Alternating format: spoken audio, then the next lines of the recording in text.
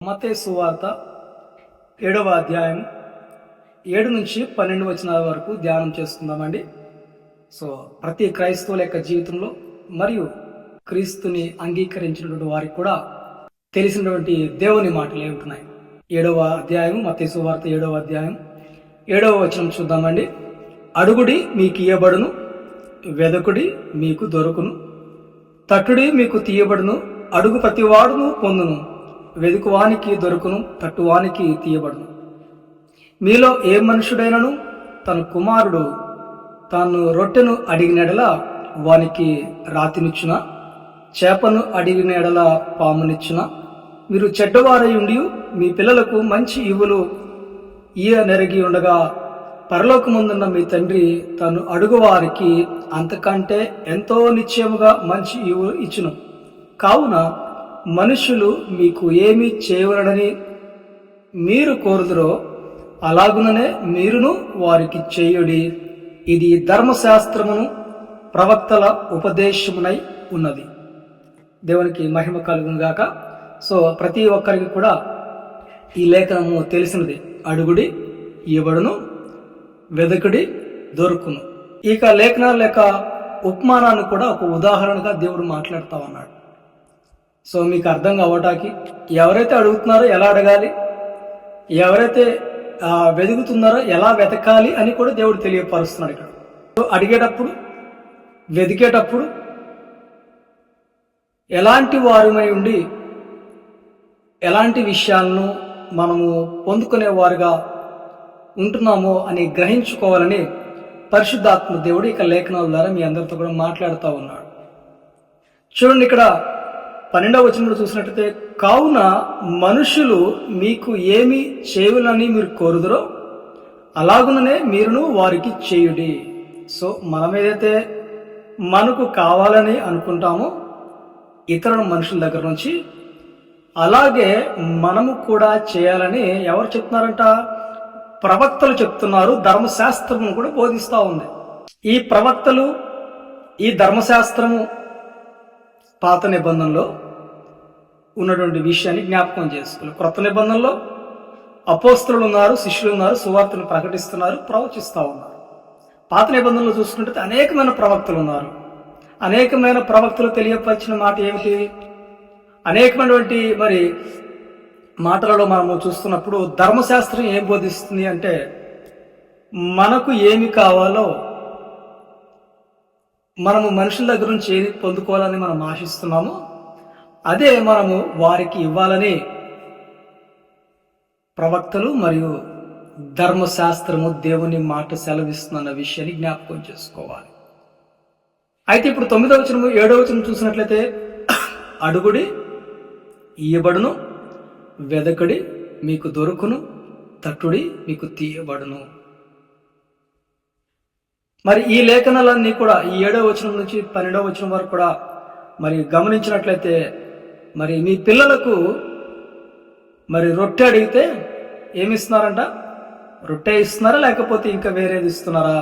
రాతిని ఇస్తున్నారనేటువంటి ఆ దేవుని మాటగా మనం జ్ఞాపకం చేసుకుంటున్నాం. యేసుక్రీస్తు వారు సిలువలో పలికినటువంటి 7 మాటలు ఎంత ప్రాముఖ్యమైనవో మత్తయి సువార్తలో 5, 6, 7 అధ్యాయాల్లో తెలియపరచబడుతున్న ప్రతి మాట కూడా ప్రాముఖ్యమైనది అన్న విషయాన్ని జ్ఞాపకం చేసుకోవాలి. ఆ యేసుక్రీస్తు ప్రభువు వారు అంటున్నారు, తన కుమారుడు తాను రొట్టెను అడిగినడలా వానికి రాతినిచ్చిన. మీ పిల్లలను చూడండి, వారు ఏదైనా అడిగితే అదే ఇస్తారా, లేకపోతే వేరేది ఇస్తారా? వేరేది ఎవరు?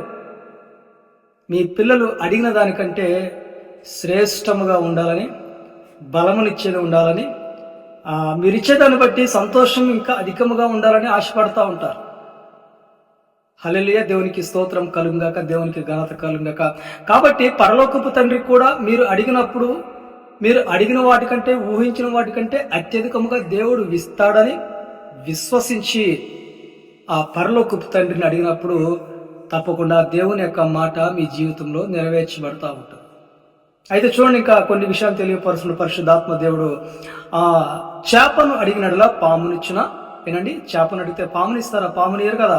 మీరు చెడ్డవారై ఉండి మీ పిల్లలకు మంచి ఈవులు నెరిగి ఉండగా నండి, మీరు చెడ్డవారైనప్పుడు కూడా మీ పిల్లలకు మంచి ఇవ్వాలని మీరు ఆశపడుతున్నారే, మరి ఆయన యొక్క సన్నిధిలో ఆయన యొక్క ఆత్మతో ఆయన జీవంతో జీవించబడుతున్న ప్రియ సంగమా, దేవుని బిడ్డలారా, దేవుని ప్రజలారా, నీతిమంతులుగా పిలువబడుటకు విశ్వాసం ధరించుకున్నది, నీతి వస్త్రము ధరించుకున్న ప్రియ సంగమా, మరి మీరు ఆ చేపను అడిగితే దేవుడు పామునివ్వడు. మీ బిడ్డలకు కూడా మీ బిడ్డలు మిమ్మల్ని చేపలను అడిగితే పామునివ్వరు, రొట్టెను అడిగితే రాళ్ళనివ్వరు. మీరు చెడ్డవారండి మీ పిల్లలకు మంచి ఇవ్వాలని మీరు కోరుకుంటున్నారే, మరి సృష్టికర్త, సర్వాధికారి, సర్వోన్నతుడు, ప్రేమస్వరూపి, ఆయనకు వారసులైన మీరు అడిగినప్పుడు మీకు మంచివి శ్రేష్టమైనవి దేవుడు అనుగ్రహిస్తాడు. హల్లెలూయా, దేవునికి స్తోత్రం కలుగుక. మీ పిల్లలకు మంచి ఈవులు నీరెరిగి ఉండగా పరలోకముందున్న మీ తండ్రి తన్ను అడుగు వారికి అంతకంటే ఎంతో నిశ్చయముగా మంచి ఈవులు ఇచ్చును. కావున మనుషులు మీకు ఏమి చేయాలని మీరు కోరుదురో అలాగుననే మీరును వారికి చేయండి. ఇది దేవుని మాట, ప్రవక్తల మాట, ఉపదేశమునై ఉన్నది. ఉపదేశమును అంగీకరించున్న వారుగా ఉండాలి. మీరందరూ కూడా అంగీకరించిన వారు ఏం చేస్తారంట?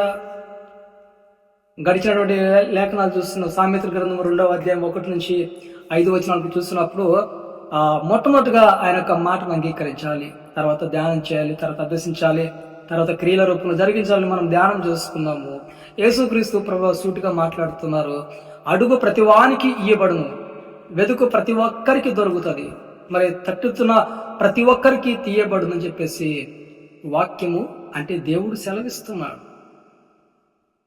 మనము దేవుని సన్నిధిలో అడుగుతూనే ఉండాలి, వెతుకుతూనే ఉండాలి. ఏం వెతకాలంట?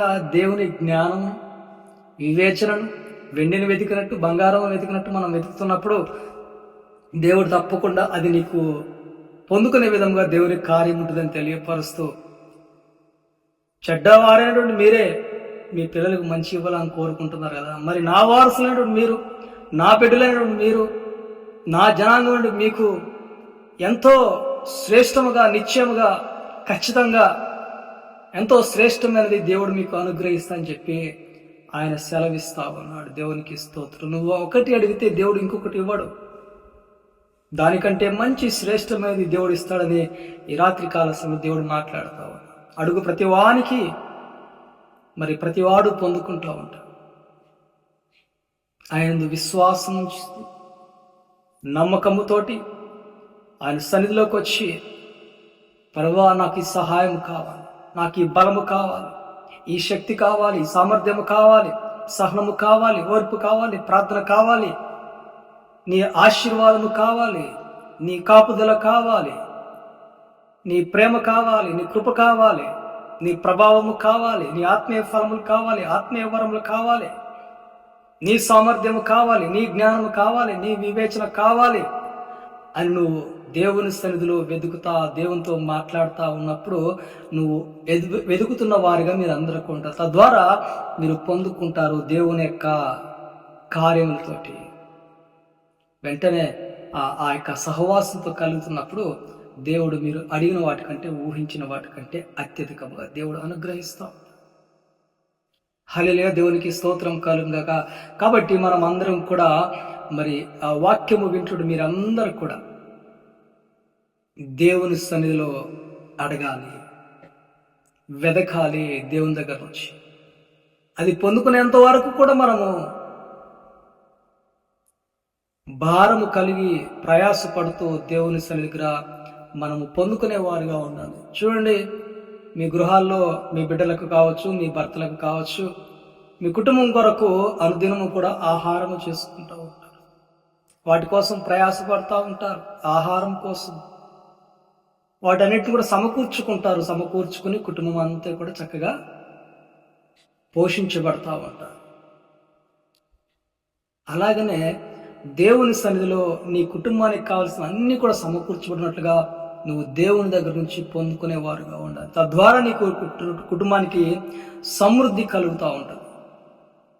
నీ కుటుంబంలో కనుక దేవుని సమృద్ధి లేకపోతే, దేవుని ఆశీర్వాదం లేకపోతే, దేవుడిని అడగకపోతే, దేవుని దగ్గరికి రాకపోతే,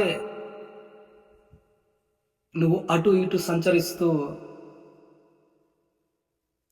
అపవాది యొక్క తలంపులకి లోబడిన వారిగా అయిపోతుంటారు. అప్పుడు మీరు దేవుణ్ణి అడగలేరు.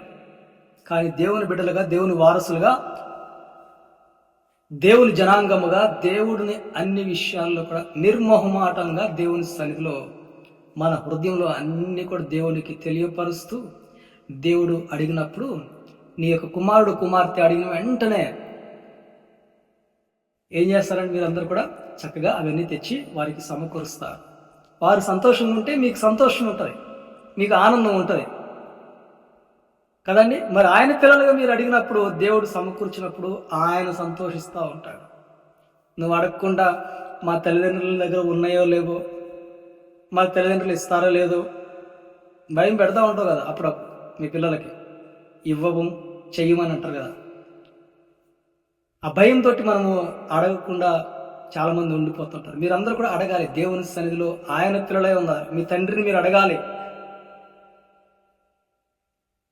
మీ తండ్రిని ఎప్పుడైతే అడుగుతున్నారో అవి మంచి శ్రేష్టమైన దేవుడు మీకు అనుగ్రహిస్తాడని ఈ రాత్రి కాలశలు మీ అందరికీ తెలియపరుస్తుంది. కాబట్టి ఎవరు కూడా మౌనంగా ఉండకుండా, సైలెన్స్గా ఉండకుండా, దేవునితోటి నీ హృదయాంతరంగా ఉన్నటువంటి పరిశుద్ధాత్మ శక్తితో నువ్వు మాట్లాడుతున్నప్పుడు దేవుడు మీరు అడిగిన వాటికంటే, ఊహించిన వాటికంటే అత్యధికంగా దేవుడు మీకు అనుగ్రహిస్తూ ఉంటాడు.